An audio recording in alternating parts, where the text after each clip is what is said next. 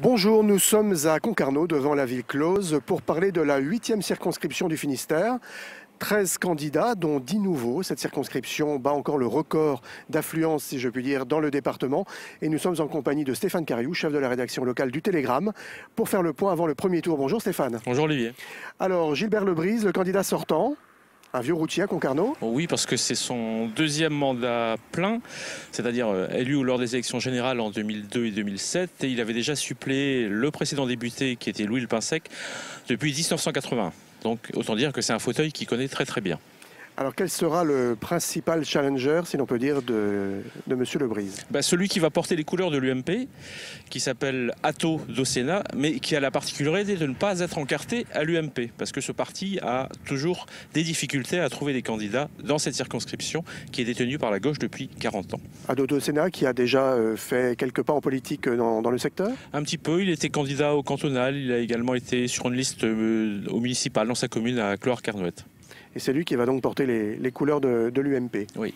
Alors 13 candidats, c'est beaucoup. Ça annonce peut-être une élection moins facile qu'on ne pourrait l'imaginer pour Gilbert Lebrise? Il y aura un inévitable éparpillement des voix, d'autant qu'il y a d'autres forces de gauche. Je pense au Front de gauche, qui a terminé en 4e position ici à la présidentielle, et qui sera représenté par un habitant de Saint-Yvi qui s'appelle Marcel Tilly, candidat au cantonal l'année dernière.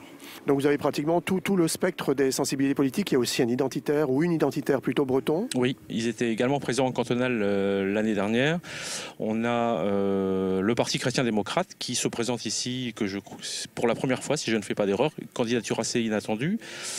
Les écologistes, avec les deux courants, les Verts, plutôt à gauche, mais également Génération Écologie qui fait son retour. Écologiste certes, mais qui est plutôt de centre droit. On a également Lutte ouvrière, le Parti ouvrier indépendant et le Front National.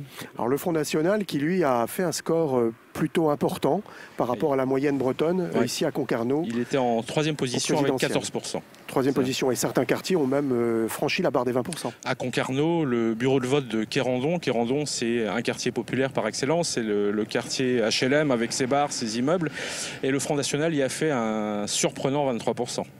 Ceci étant, le candidat du Front National est peu connu, voire inconnu. Parfaitement inconnu dans la circonscription, beaucoup plus visiblement dans celle de Morlaix où sa femme est également candidate. Madame Remacle, effectivement. Oui. Donc une élection qui n'est pas forcément aussi facile qu'il ne pourrait le souhaiter pour Gilbert Lebrise? Non, même un vrai suspense malgré tout? Je pense que pour la gauche, la victoire est quand même acquise. Mais il faut se souvenir qu'il y a 5 ans, le député sortant l'avait emporté avec 53% des voix au second tour. Mais au premier tour, ça avait été particulièrement serré avec l'UMP parce que moins de 800 voix le séparaient de son adversaire qui était alors Madame Trichet. Eh bien, merci Stéphane pour ce tour d'horizon et à très bientôt. Merci. Au revoir.